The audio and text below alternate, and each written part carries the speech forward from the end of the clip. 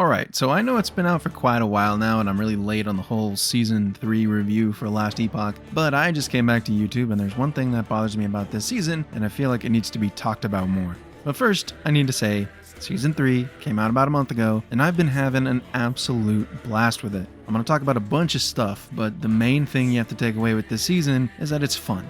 So really quickly, let's recap what this patch brought to the game. First, we have the new chapter for the campaign. After Chapter 9, players now enter Chapter 10 instead of going straight into the end time. Not only are the zones absolutely beautiful, but I actually did like the story of it. It's much better done than I think the other chapters. Without any spoilers, the new chapter is back in the ancient era and tackles the relationship between the Observer and Iterra, the god we're always told about who seems kind of like Mother Earth or Gaia for all you Greek god aficionados. Mostly though, the dinosaurs are cool. Second is the Primal Hunt feature. This is a new feature where rifts appear in campaign zones and monolith echoes. The rifts are quick and uninvasive to your grind. They aren't like tombs or cemeteries from the last season. Rifts go by pretty quickly. It's basically one hallway with a bunch of monsters and a rift beast. I think this actually plays out a bit better than the tombs sometimes, because if you are farming the rifts, you're going to have to do a lot of them. So them being short is actually a plus. Not to mention that, just like the tombs, the rifts are gorgeous, so many pretty colors and plants and new enemies, easy on the eyes for sure. Then is the Primordial Item System. There are two types, Primordial Uniques and Primordial Exalted Items. They are powerful, transformative, and you can only equip one Primordial type item at a time, which makes choosing one a big deal. This is how you can get your very own T-Rex to add to your undead minion army or whatever build you have in mind. The Primordial Exalted Item System is incredibly powerful too. It's basically a way to make a single exalted item extra strong by increasing one of the exalted tiers past tier 7. Higher tiers means better stats, so that one item will have crazy good stats. We also got updates to the minion and companion behavior system, smarter AI, better responsiveness. You can now control whether your minions are aggressive and seek out enemies or defensive and stay closer to you. On top of this, we got a bunch of balance tweaks and class changes. The Beastmaster specifically got some major love. I hear there's a bear build that absolutely wrecks, and something about frogs. Just love that this game can be so dumb and serious at the same time. Overall, I think Season 3 succeeds in delivering something fun, deep, and balanced in a way that most of what it introduces enhances the gameplay rather than overcomplicates it. I mean, some of the highlights of the season so far for me have just been the fact that I have this T-Rex join my minion army. It's probably not optimal, but I feel happy because the T-Rex looks cool. It fits the fun bill. There's visceral joy in stomping around with something that massive, and it has mechanical weight. You can actually use it to buff your minions. But there is just one thing that I have to talk about, and that's the consistent problem of... Listen, I know that every game has bugs. I'm not faulting EHG for having bugs in the game. I just feel like there is this consistent problem with seasons that come out where there are specific skill-related bugs that are not found in any sort of QA or testing, and after a while, those end up killing my confidence in my experience with the game. I want to give an example from the past, so stick with me here, there's a point to this story. Something like 2 years ago now, my favorite build was using Gelcor's Blast Knife to make Detonating Arrow a melee ability. I would then take the barrage node in the Detonating Arrow skill tree, which made the explosion fire in a concentrated cone behind the target.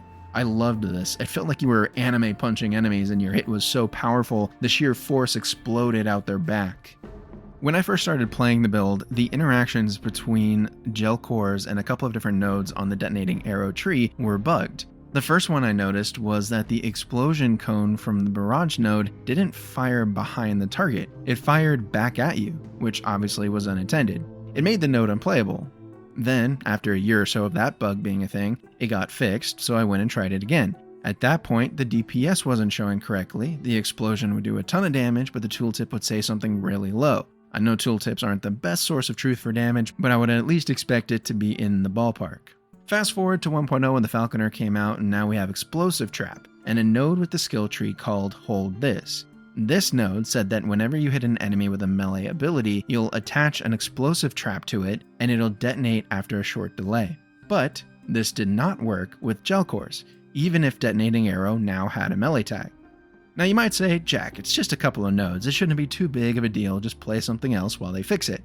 Well, yeah, I did play something else, but not with Gelcor's. Because if I kept finding bugs with the item and how it interacted with different skills, why am I going to invest a bunch of time into the build only to run into another bug and have to change up my build again? I won't, so I haven't played a Gelcor's build since. And this wasn't the only bug in the game, obviously. There were multiple other problems with different skills, and it caused some skills to be completely unplayable. For those of you who have been around since then, a pretty famous one back in the day was that both Detonating Arrow and Flurry had a really bad hitbox if you used them with a bow. They would miss even from point-blank range. These things matter to the whole game, not just the people who use Detonating Arrow or Flurry or Gelcor's Blast Knife. This lowers the overall confidence that other skills are working as intended. And this is still happening 2 years later. Just to show the sheer quantity of skill bugs that we're dealing with, I went ahead and compiled the list of skills that have been fixed in patches since the season launch. I love that EHG are finding and fixing these things, but shouldn't some of these be caught and fixed before the season comes out? I'm not saying that the season should have no bugs at all, but if this many of them aren't caught by EHG, how many bugged skills are we playing with right now that we don't even know are bugged? I mean, look at Assemble Abomination. These are the fixes to the one skill this past month. And this is just what they've fixed. Who knows if there are more bugged interactions with other items, stats, and skills we don't know of yet. And of course, there are other bugs other than just skill bugs.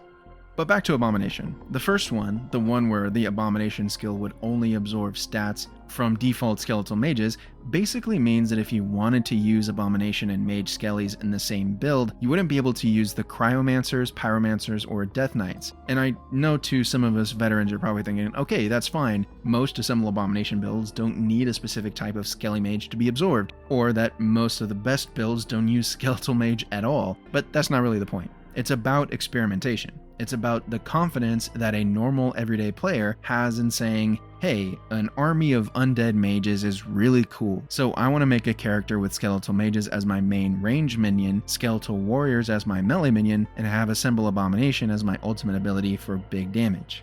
For me, it's the same as with Gelcor's Blast Knife. It's not that Gelcor's was the best dagger with the most damage, and it broke the entire game for me not to be able to use it. It was just, oh, I wanted to do something cool. The game says I should be able to do it, but it's not working. I guess I have to wait for a fix if it ever comes.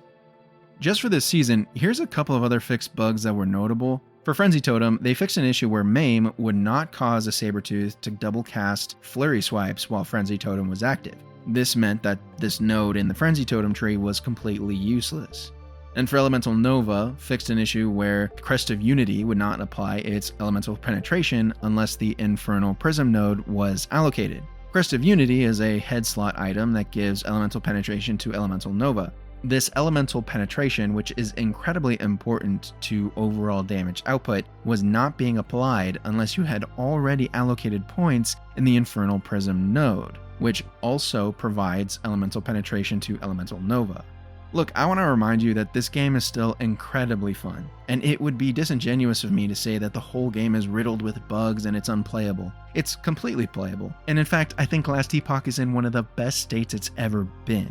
It should also be noted that EHG started addressing issues immediately after season launch and have been releasing fixes on a regular basis pretty much every week. But my point here is more so that going forward, I think it's incredibly important for EHG to focus on delivering the game in a more polished state. There are two main problems that this constant catch-up of bug fixes creates.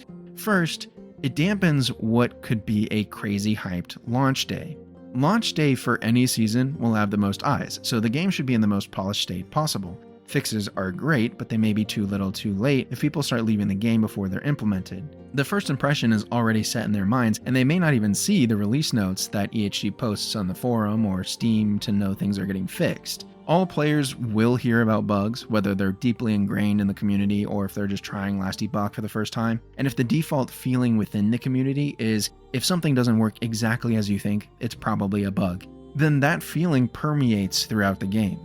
Second, I said it earlier, having this many bugs that affect the interaction of skills with their skill trees or items with skills or items with stats or stats with skills, it reduces overall confidence in the game working as intended. Some of the most fun I have in Last Epoch is not trying to fight Uber Aberoth. It's taking a random skill that looks cool, pairing it with a random unique that changes it or buffs it in a certain way, and just blindly playing the game, making the build as I go. I see how far I want to take it, I find another unique that steals my interest, and the process repeats itself. The rule of cool is so much more powerful for me than any promise of Uber Aberoth glory, even though that is also super cool. I'm more of a casual, and I would think that a lot of people feel the same way about the fun they get from the game. But this affects the big hardcore players too. For hardcore sweaties, it's really important that their build works, obviously. If not, they wouldn't get very far. So if there's a bug that's identified, it's reported and shared to the community, and nobody uses that skill. For players pushing content, if the confidence in skills working as intended gets low, the creativity will get lower too. Why would somebody take the chance? Just follow a build guide and you at least know the skill works. Anyway, this is mostly just a rant at this point. I'm really having fun with the game, I promise, and I haven't lost confidence in EHG just yet, but I'm keeping my eyes open. I'm vigilant, but not turning away. All in all, Season 3 is great. Since I've been taking this season pretty slow, I haven't pushed too far into empowered monos. Quick spoiler alert, I will say that the transition from the end of Chapter 10 to the end time has all this awesome buildup, and then nothing. Apophis just leaves to go cry somewhere, and you're just left to go dive into the monoliths like you always do and fix the broken timeline. Still feels abrupt, but feels better than leaving it on Chapter 9. But most importantly, I hope you enjoyed the video. Leave a like if you liked it, and subscribe for more content just like this. I hope you enjoy your dive into the ancient era, and I can't wait to see what we talk about next.